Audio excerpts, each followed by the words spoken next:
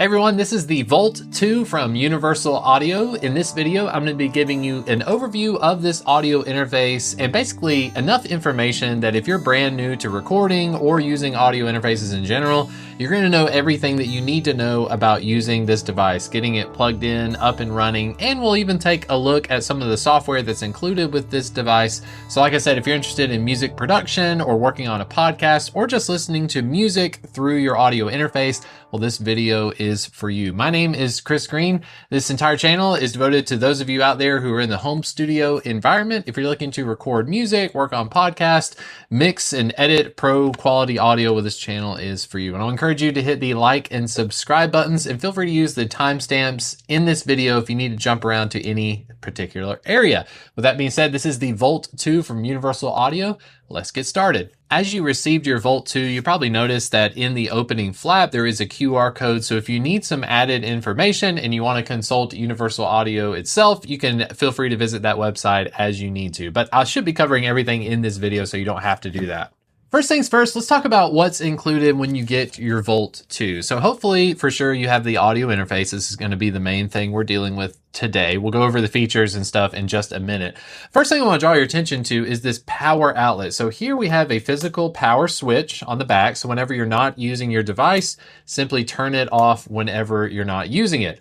Next to it, you have a 5-volt DC port. So let's talk about that.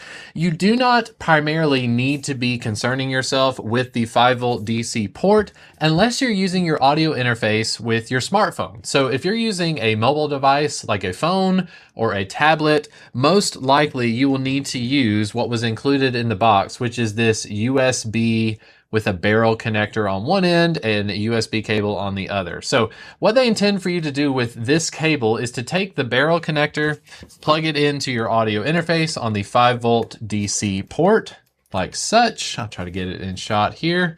So there you have your 5-volt port.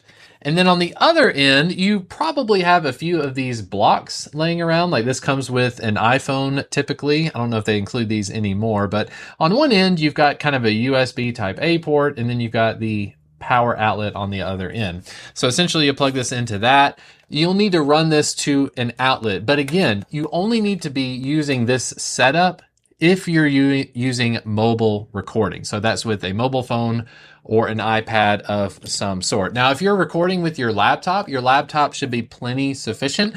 In fact, I use a laptop all the time when I'm recording here at home. I don't always have my laptop plugged into an outlet, but it definitely gets enough juice from the laptop. So other outlet little plugs, you may have something like this. It's got a USB cable or USB port on one end, and then the 2 prongs if you need to power it. So all intents and purposes, if you don't see yourself using any mobile recording, you don't really need this barrel connector, but you should keep it handy just in case you change your mind in the future.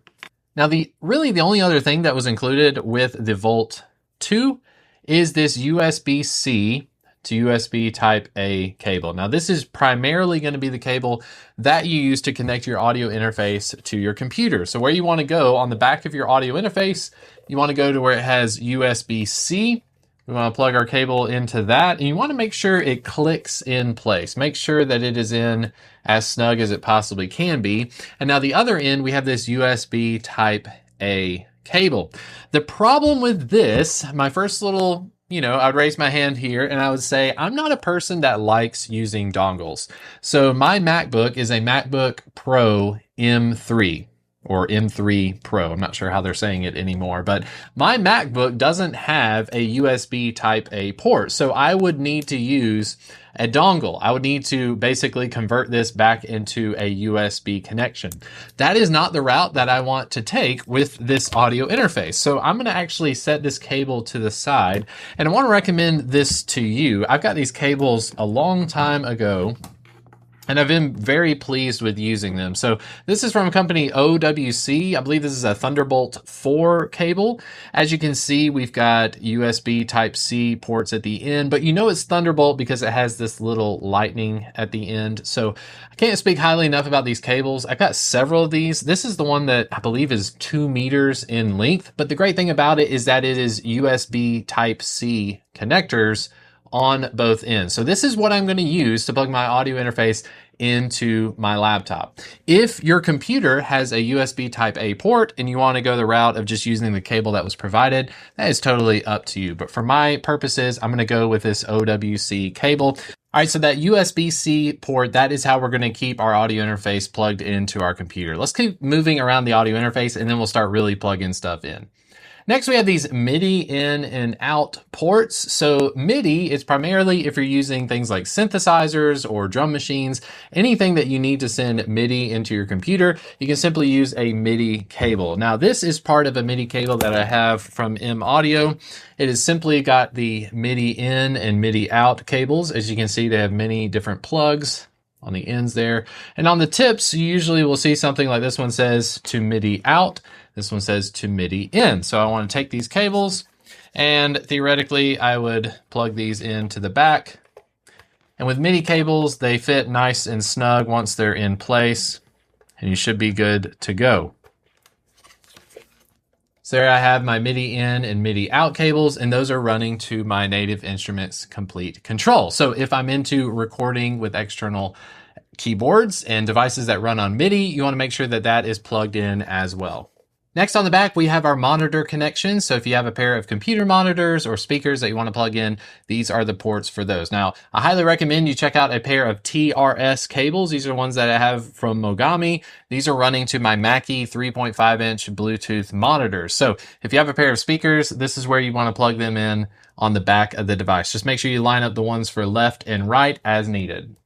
So on the front of your audio interface, this is where all of the fun happens. On the left side, you have your combination ports on the front. So these are where we can plug in either a couple of microphones using XLR cables, or we can plug in a couple of instruments. So if we want to use an instrument cable, like for recording acoustic guitar or electric guitar, you want to plug straight into the audio interface, feel free to use a guitar cable as needed. You can also mix and match. So you can have an XLR cable on channel 1 to record like a vocal, and then you can have your instrument plugged into channel 2, and you can record those things simultaneously. Now, if you're coming from another mixer, like you're recording a live session or something like that, this is also where you can plug in your 2 tracks. So you can have your left signal here and your right signal here, and you can set those up to record in stereo.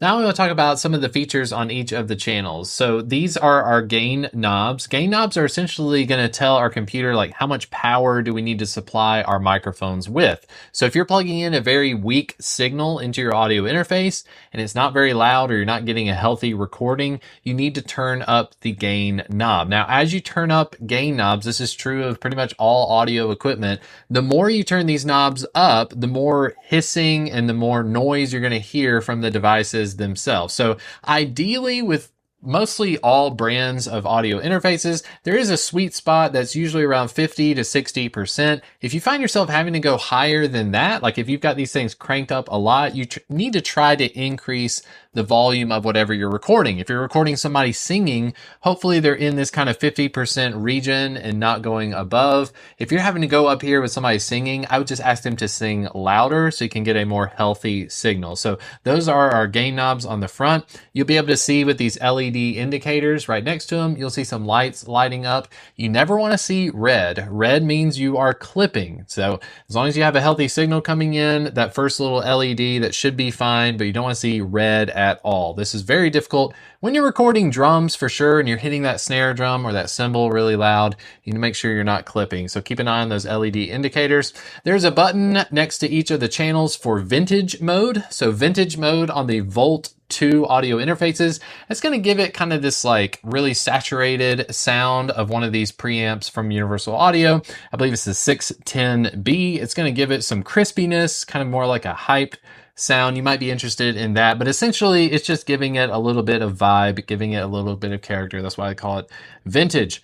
Then you have a button for instrument. So if you plug in a signal from your electric guitar or a guitar pedal, anything that's running high impedance, you need to go ahead and hit the instrument switch. You will notice a difference in the recording quality. If you're recording bass guitar and you're plugging straight into channel 2, make sure you hit the instrument button, and that will make sure that the impedance is correct for that instrument. If you're recording vocals, like you're singing into a microphone or putting a microphone on a guitar amp, you do not need to hit the instrument button. Most of the time, if you're using like a 1/4" cable from some sort of keyboard or a guitar pedal, like I said, you need to consider hitting that instrument button to see how it sounds. Then you've got your 48-volt phantom power switch. This will supply some extra juice to your microphones. Not every microphone, like the Shure SM7B here, not all microphones need to have 48-volt phantom power. So if you don't need it, do not engage 48-volt phantom power.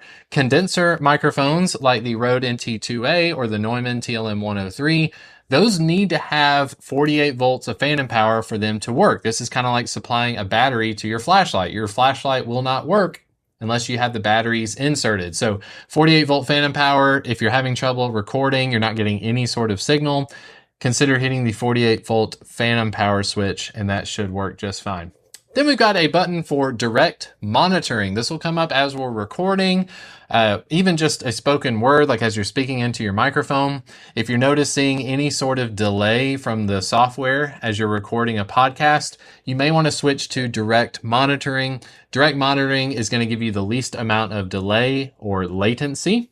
So what you're able to hear is, as soon as you plug in a microphone or an instrument, there is a signal being routed directly to your headphones so that you're not hearing any sort of delay. The downside of using this direct monitoring switch is that if you are mixing audio or you're primarily listening to the audio coming from your computer, you need to turn off direct monitoring so that you're getting the most of that playback signal. So only use direct monitoring when you're recording and you need to have next to zero latency. Okay, that's what that switch is for.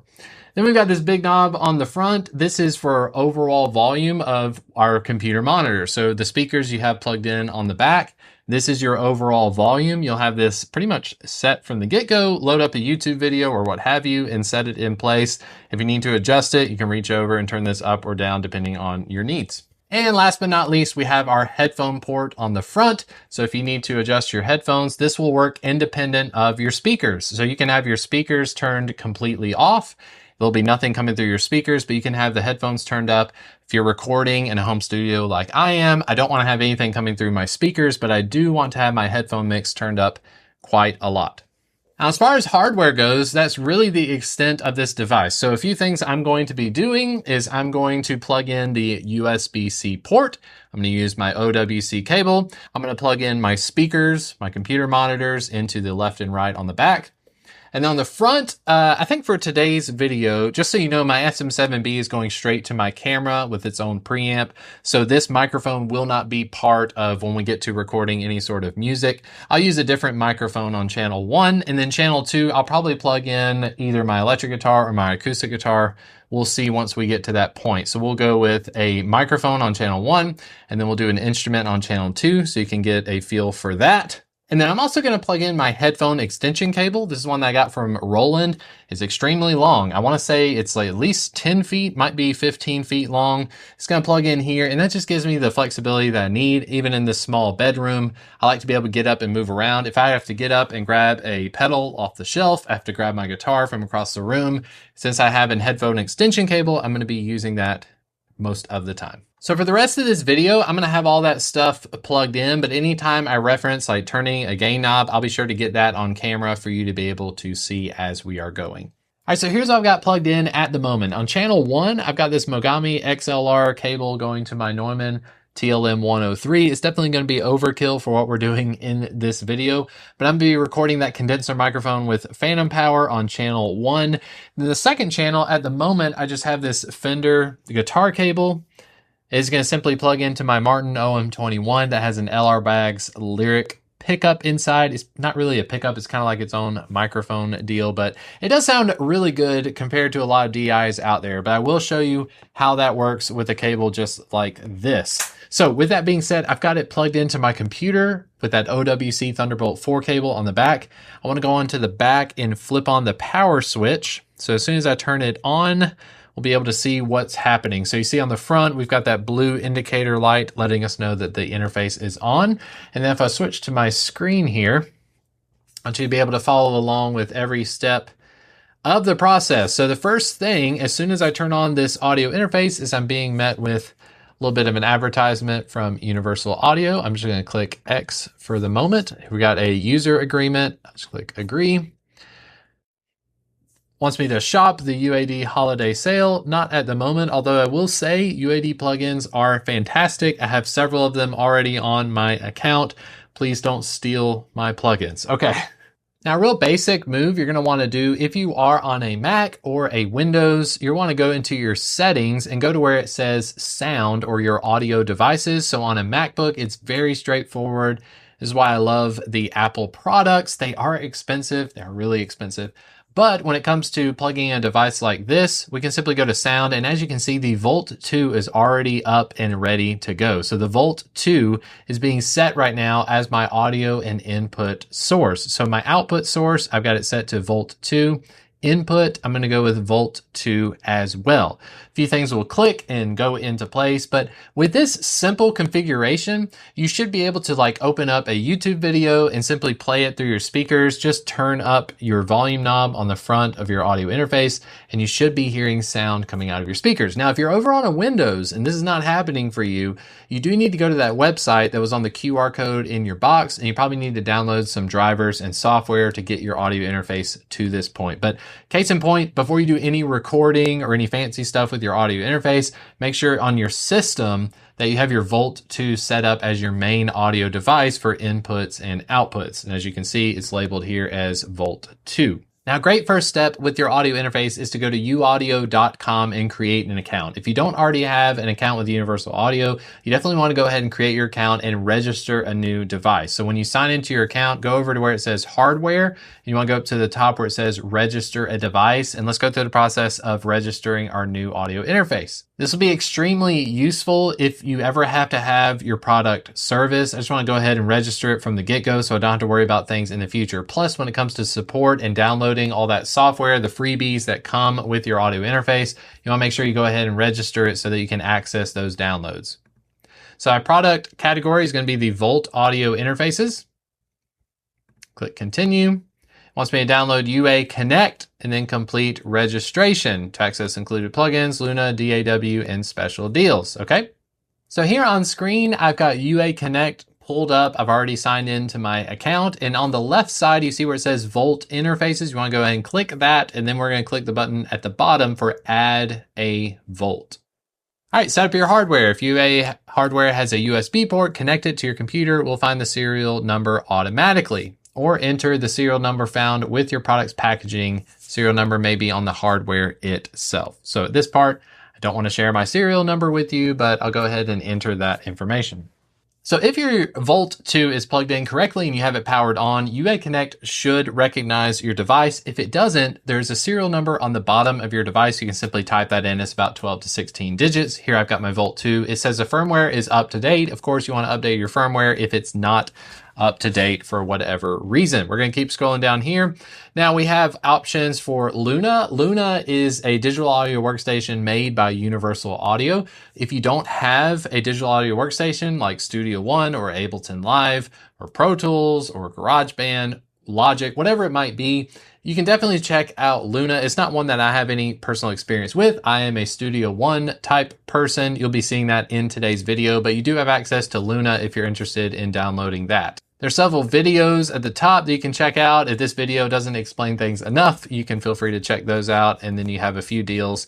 There's UA partner software. So Melodyne Essential, if you're interested in doing any pitch correction, Melodyne Essential is kind of a more technical way of achieving what is effectively auto-tune. So auto-tune will pretty much do the work for you. Melodyne is a little bit more hands-on involved, but it is a great plugin. So check that out if you can. There's also a few trials you can check out. The Marshall Plexi Classic's got a soft tube plugin you can check out there. And then Ableton Live 12 Lite. I'm going to select that one because in this video, even though I'm a Studio One kind of person, I'm going to access Ableton Live for this video so that we can record some music and stuff. So I'm going to click Claim My Code. Now, a lot of the stuff on screen is going to be showing a bunch of serial numbers and registration numbers. You don't need to be seeing that on your end, but just know that you'll be able to copy the serial code or the number that comes with your Volt interface, go over to Ableton, and it will be able to install. Once you have Ableton installed, we'll get up and running from there. So you should get an access to Ableton Live 12 Lite, which we can download according to whatever system you're using. I'm on Mac OS. I'm going to download that and then we'll get up and running. So just know I'm not trying to not show you that stuff, other than there's a bunch of serial numbers floating around. So we'll just leave that part out for now. All right, so when you open up Ableton Live Lite 12 for the first time, you do want to allow this to find devices on your local networks. This is going to help when it comes to letting Ableton kind of communicate with all the computer components you have running.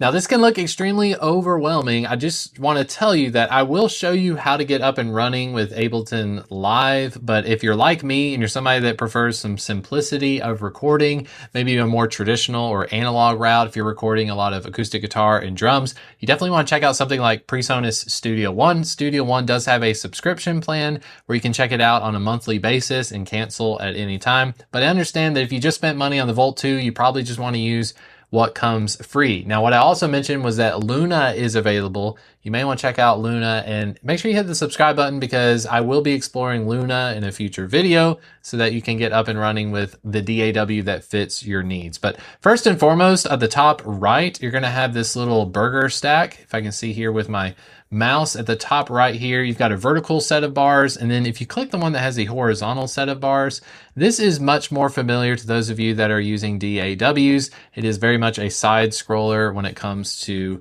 recording music.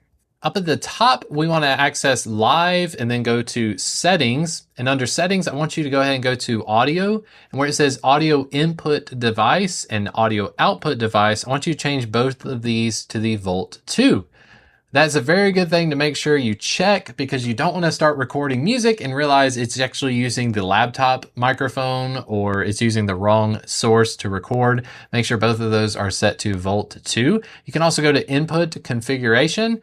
Make sure you've got your mono inputs. You've got channel 1 and channel 2, and then your stereo inputs. If you're recording in a stereo track, it'll know to access channels 1 and 2 by default. Output configuration should already be set up for you there. And then we have our sample rate. I'm gonna 9 times out of 10, especially doing videos like this, I pretty much always set it to 48K when it comes to sample rate. That'll be totally up to you. If you want to record at a higher sample rate, just know that the higher the sample rate, the larger the file size. 48K by and large is going to be almost unnoticeable compared to like 96K when your average consumer is listening to music. I can't hear a difference between 96K and 48K. I will say that if your computer can handle it and you want to go for 96K, your plugins will have a little bit more efficiency. They seem to run better under 96K, but I haven't noticed any like audible difference. If you played 2 tracks to me at the same time, I wouldn't be able to tell which one is 48K or 96K. All right, and our buffer size is currently set to 512 samples. If you are recording for whatever reason and you're hearing a lot of pops and glitches and weird things happening in your audio, you probably need to increase your buffer size. As you increase your buffer size, you are going to get more delay. You're going to get more latency. So if you are in the awful situation where you primarily rely on virtual instruments that are coming from your computer, you will probably need to go with a lower buffer size so you have less delay in your signal. But if you're like me and you're recording guitars and people speaking like on a podcast, you can get away with a lower buffer size because you're not putting too much demand on your computer. And like I said, we can make use of direct monitoring. If you're just listening to what's coming in on channel 1 and channel 2 on your Volt interface, set this to 512 and leave it for now and see what happens. If you're getting a lot of pops and clicks, you may want to raise this number to like 1024, 1024, or 2048. That should make your audio seem a little bit cleaner. You won't hear as many pops and clicks, but for all intents and purposes, we'll keep it at 512 samples. And as you can see, it says input latency is 13 milliseconds. Output latency is 13 milliseconds. That's not so bad whatsoever. If I go to 1024, the latency doubles to almost 24.6. If I go to something like 64 samples, I get a smaller latency, but the problem is your audio will most likely have some pops and clicks to go along with that less delay. Okay, so we want to keep it probably at 512 would be great. As far as settings go, that'll be all for now. Let's get to recording some tracks. So first things first, we're going to record the acoustic guitar is going into channel 2. So here is a basic template in Ableton Live Lite. When you open up a session, you have a couple of MIDI tracks here and a couple of audio tracks. So MIDI tracks would be like what we're going to use this keyboard for in just a little bit. We're getting the sounds from the computer. That's going to be like a drum machine or any virtual instruments. That's what the MIDI tracks are for. You can certainly go in and delete these if you don't plan on using them, if you just want to clean up some space. So I can go in here and delete this. Now we have one MIDI track and two audio tracks. The two audio tracks I'm going to be recording is I'm going to have my wife come in here and sing a vocal, and then we're going to have a little acoustic guitar track. I do have a video on my channel on how to use Ableton Live Lite, how to get up and running, so I want to encourage you to check that out. I'll be sure to put that in the description of this video if you're interested in more of a deep dive. I will just say though, my personal recommendation, like I've been doing this for many, many years now, and I would lean towards using something like Studio One or maybe even Luna or Logic if you have an Apple or a MacBook.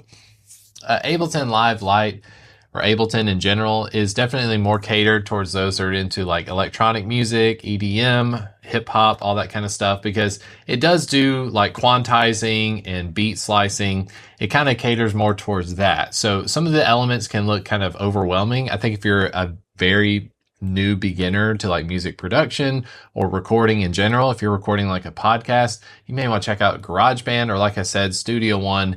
It looks a little more intuitive than all this stuff you're seeing on the Ableton Live. It's not impossible. A lot of people really recommend Ableton. They use it all the time.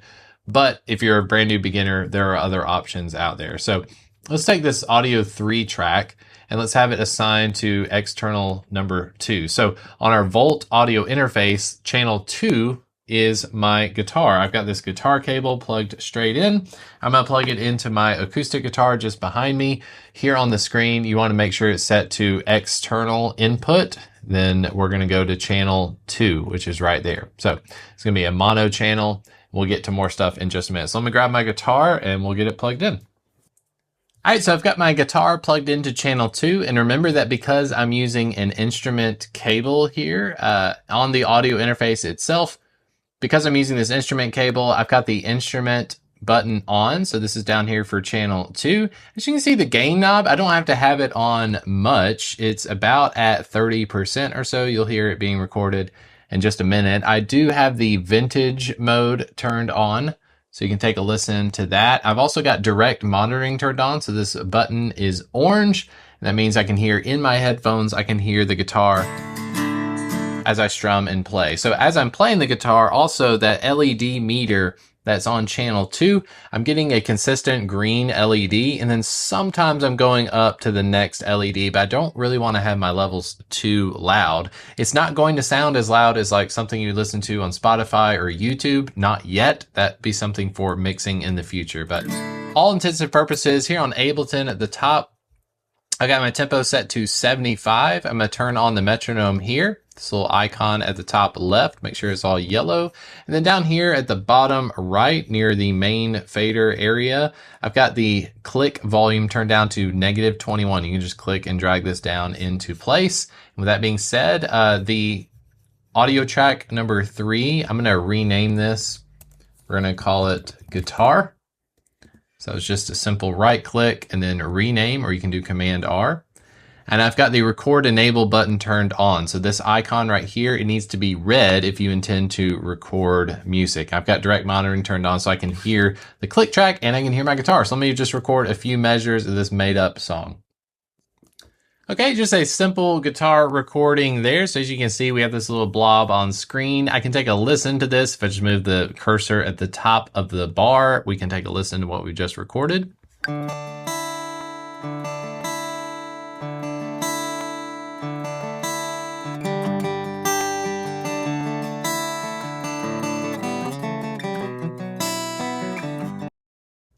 All right, now we need to look at adding a MIDI or a virtual instrument. So at the moment, I've got this Complete Control S49. I'm going to be using this MIDI to USB cable that I've already had in place from M Audio.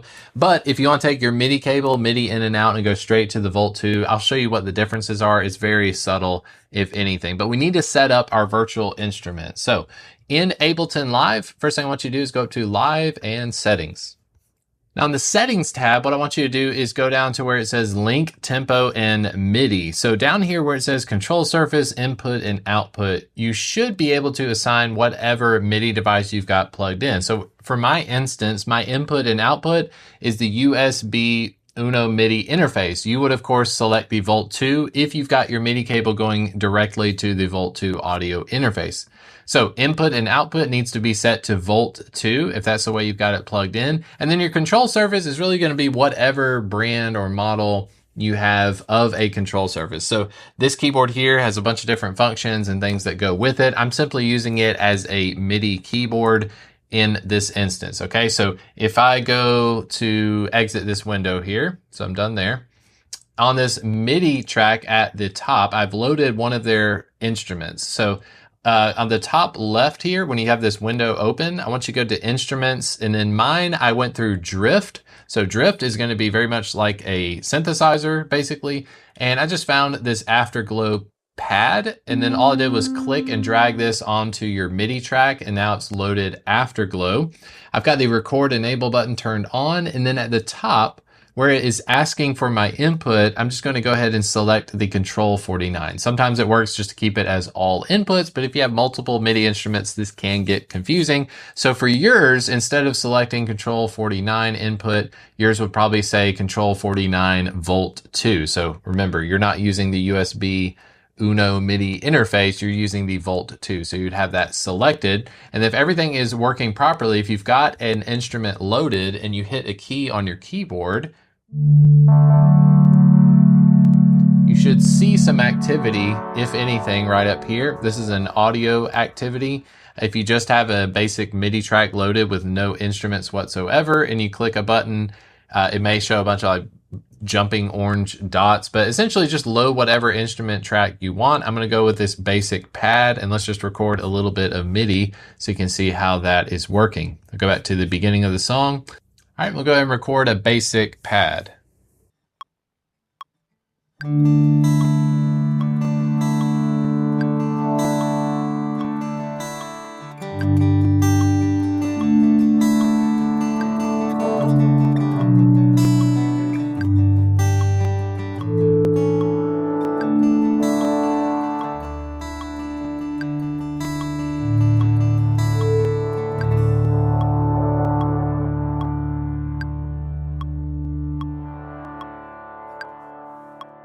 Okay, so that was pretty basic. As you see, we got some MIDI notes here. You can go in and edit these as you need to. Again, Ableton Live has a lot of different editing options. If you click down here on this little window, instead of where it has the Afterglow, these are the settings for your virtual instrument. So if you want to change any of the parameters, like what it sounds like, or maybe how much reverb is on it, you can do that there if you'd like. And then here you have your MIDI region. Just click this little box down here. You can go in and move notes around if you want to do so. I'm going to take this MIDI note here, this low D, and I'm just going to drag it because I want it to happen a little bit earlier. So as you can see, we can edit stuff up.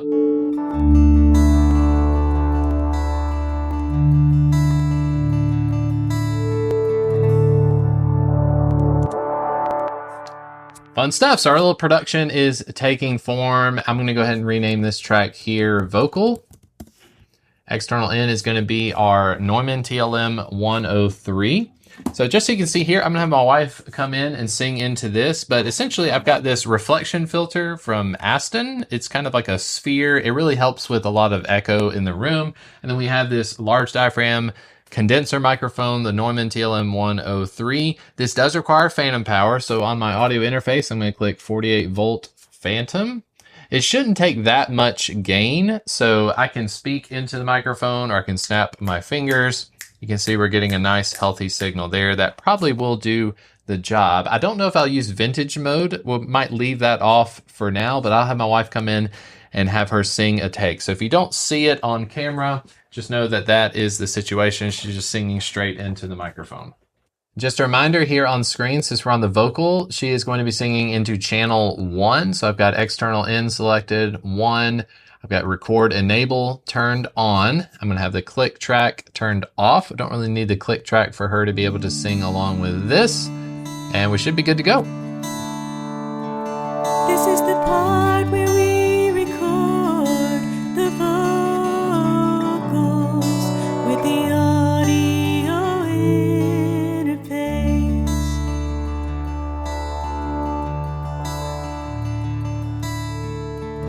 right, so now's the fun part. I'm not gonna spend too much time on this, but you've seen how to record some tracks. I'm gonna do some basic editing. One big thing you need to know is that recorded tracks like vocals and acoustic guitar are hardly ever gonna sound as loud as like synthesizers and things that are put to the max. You can see that if I go up here to the pad, you just look at the meters on the right side of the screen. You'll see that the pad itself is crazy loud. It's like almost full completely.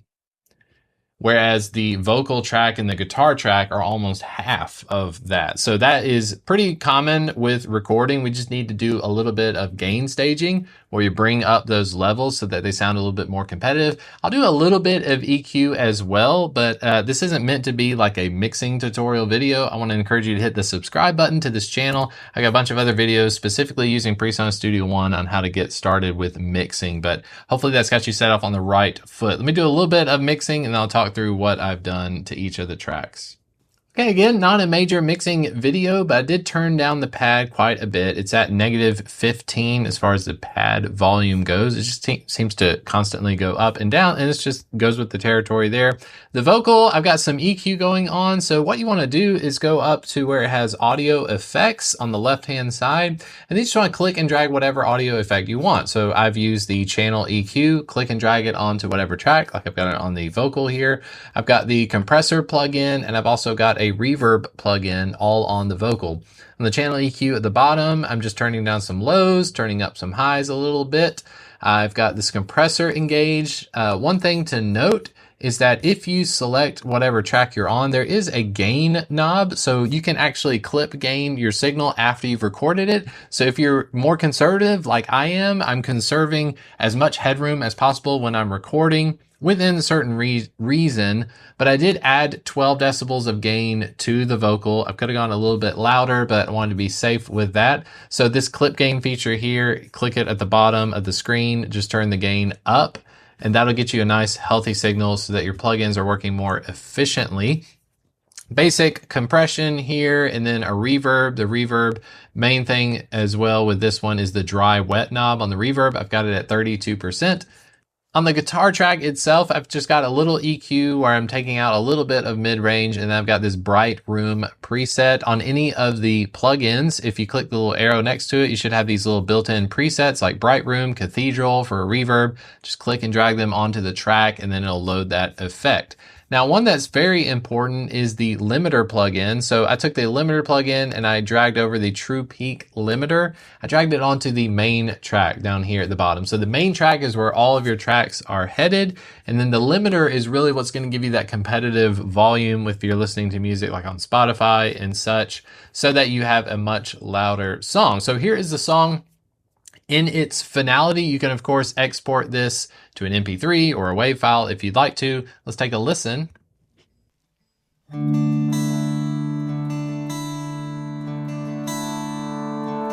This is the part where we record the vocals with the audio interface.